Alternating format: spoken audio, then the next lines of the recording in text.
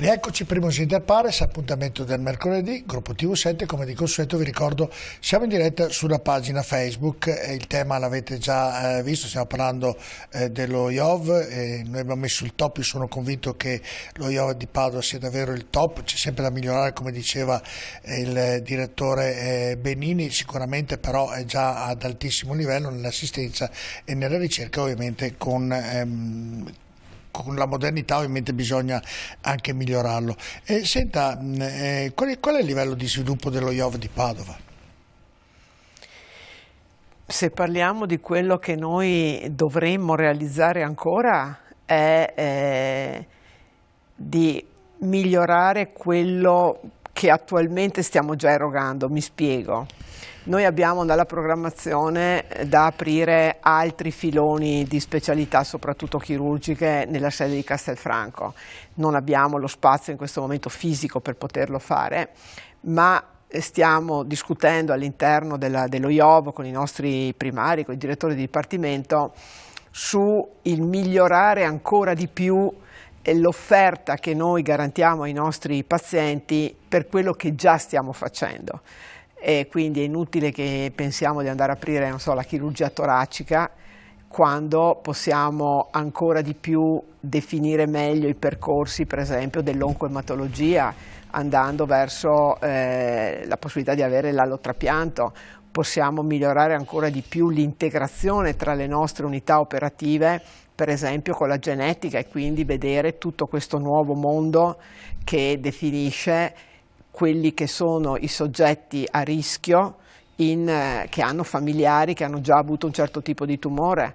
Quindi oggi credo che noi dobbiamo potenziare questa parte per quanto riguarda l'assistenza e poi puntare molto su quello che è la ricerca, e qua ci aiuta anche il riordino degli IRCS, dove noi, ovvio, come area tematica che noi dovremmo seguire è quella dell'oncologia, ma dobbiamo potenziare creando dei gruppi di ricerca interni che riescano veramente a essere sia motore di ricerca, perché poi mantenere un IRCS vuol dire anche avere degli standard di ricerca, di produzione scientifica che ti permettono di essere riconosciuto come IRCS, perché altrimenti sei un ottimo, eccellente ospedale, ma sei un ospedale come gli altri, non sei un IRCS.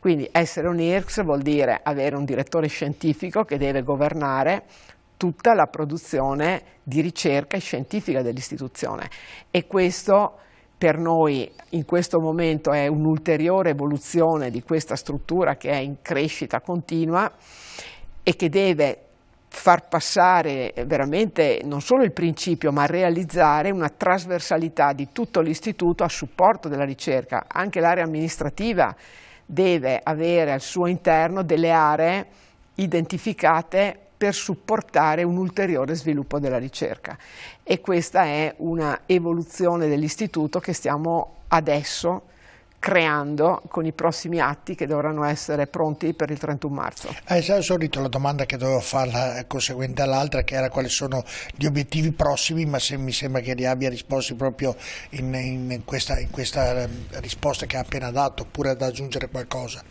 Gli obiettivi prossimi, diciamo tecnici, amministrativi, sono quelli degli atti che dobbiamo fare entro il 31 di marzo. Da un punto di vista invece nostro organizzativo stiamo potenziando proprio la struttura sia della direzione scientifica sia dell'organizzazizione dentro lo IOV, che permetta di avere anche un governo delle informazioni, delle notizie, un governo diciamo così, degli obiettivi che noi diamo a tutte le unità operative attraverso il ciclo della performance, in modo che il sistema vada avanti in modo integrato e molto aggiornato. Su questo stiamo lavorando perché, ripeto, essendo una struttura che nasce per apposizione e l'ultima apposizione è quella di Castelfranco di fatto 3 anni fa, è evidente che la struttura ha bisogno di crescere anche su questa area che è quella proprio del governo, chiamiamolo così, amministrativo di tutta la struttura.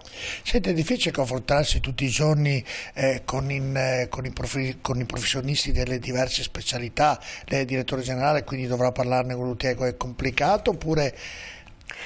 Perché mi ha fatto Allora, questo sorriso? io sorrido perché io credo di essere abbastanza avvantaggiata, nel senso che primo sono un medico e non è detto che un direttore generale sia un medico.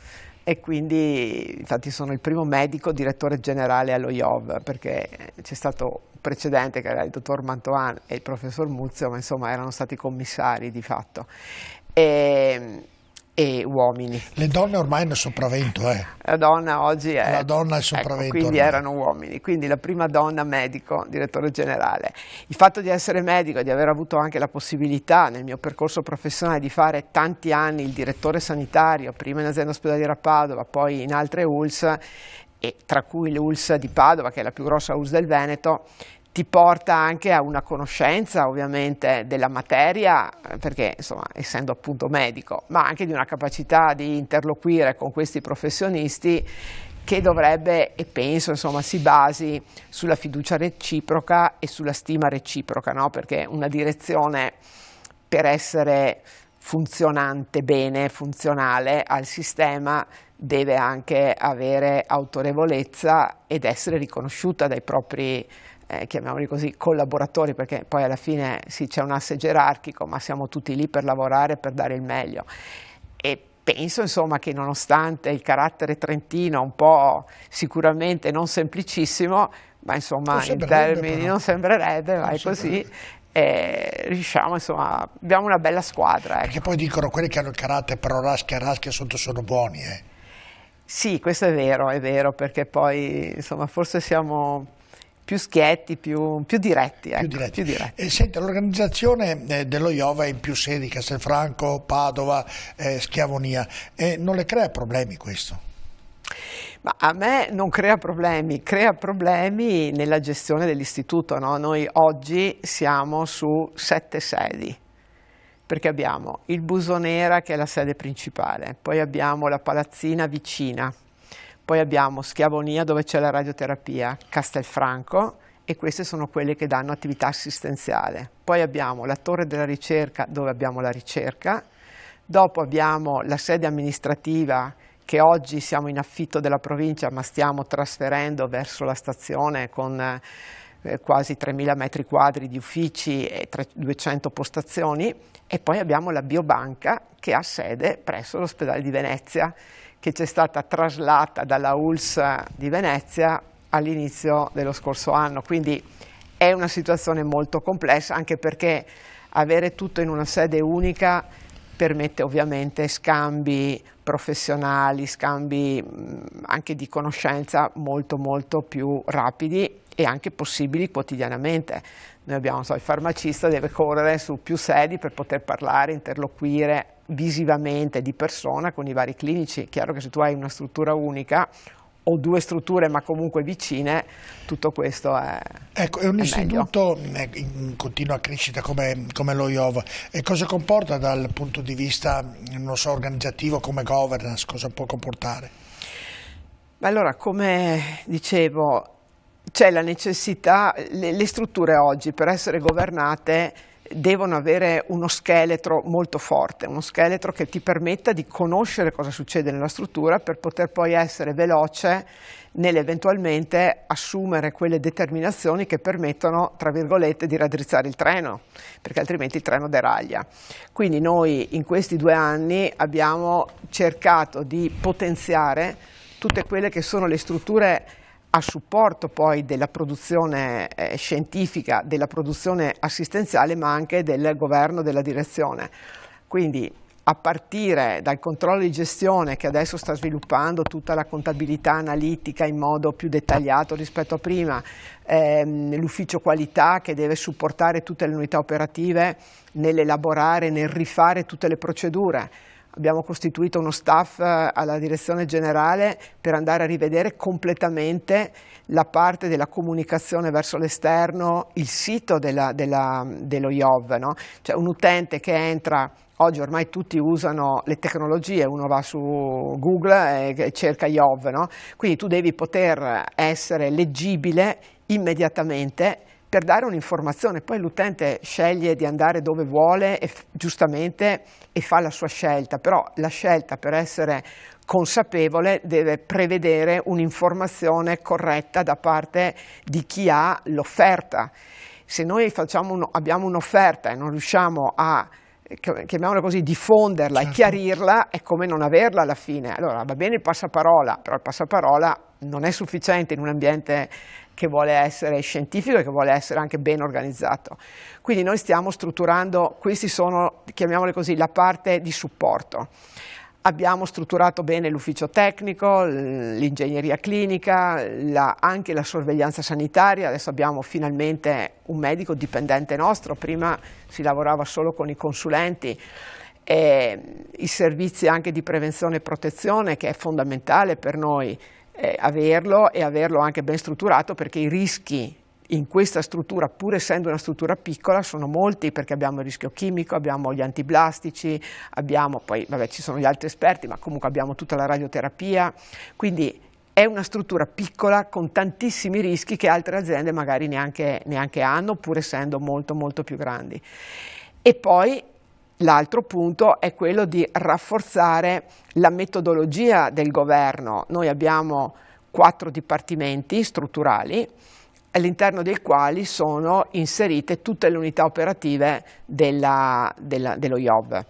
E noi parliamo continuativamente, cioè per me i 4 direttori di dipartimento sono veramente persone di fiducia con le quali potersi confrontare su quelle che sono le loro esigenze, quelle che vedono come loro criticità, ma anche come loro potenzialità, sulle quali far crescere l'istituto. Abbiamo costruito la direzione medica, per esempio, non c'è mai stato un vero direttore medico dell'ospedale, noi siamo riusciti a settembre a portare questa persona, e anche lì stiamo costruendo la direzione medica. Le faccio l'ultima prima della pubblicità. Lo IOV è una IRCS, un istituto di ricovero a cura di carattere scientifico. E cosa prevede la riforma di questo IRCS? È l'altro punto su cui dobbiamo assolutamente lavorare. Prevede che enfatizza molto il ruolo del direttore scientifico, che nella nostra realtà è già molto strutturato, quindi il direttore scientifico allo IOV è già nella direzione strategica, firma le delibere, quindi vuol dire che lui è a conoscenza e dà il proprio parere su tutti gli atti che lo IOV fa, quindi che il direttore generale assume. Ma è previsto ancora di più che venga dato un budget economico sul quale il direttore scientifico deve definire le linee di sviluppo della ricerca, quindi noi lo abbiamo già, perché di fatto il direttore scientifico già governa tutta la quota della ricerca corrente, ricerca finalizzata, gran parte del 5 per 1000, quindi tutta quella parte che deve sostenere la ricerca deve essere data in mano al direttore scientifico. E la riforma prevede che il direttore scientifico abbia al suo staff, a parte alcuni uffici che già ci sono, tipo l'ufficio grant, la biblioteca, chi valuta i brevetti, ma una struttura, una sezione per la ricerca. Quindi noi adesso stiamo costruendo il nuovo atto aziendale che deve essere deliberato entro il 31 marzo, prevedendo che tutte le strutture dello IOV abbiano quelle che servono a supportare la ricerca, abbiano all'interno delle unità organizzative specifiche per supportare la ricerca.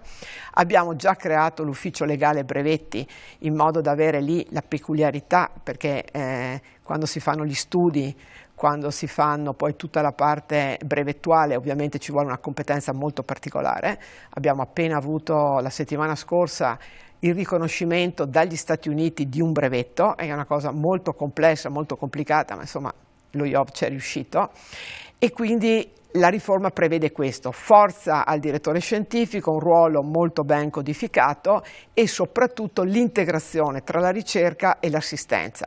Da noi è già così, adesso però lo andiamo a, chiamiamolo così, a scrivere meglio, in modo che uno che legge l'atto abbia chiaro che non è un'azienda US normale, non è un ospedale normale, ma è un ospedale dove la ricerca è fondamentale, se no non saremo un IRCS. È stata chiarissima. Noi adesso ci prendiamo un po' di fiato, poi andiamo in pubblicità, poi al rientro faremo e daremo tutti i numeri del 2022 dello IOV. A tra poco.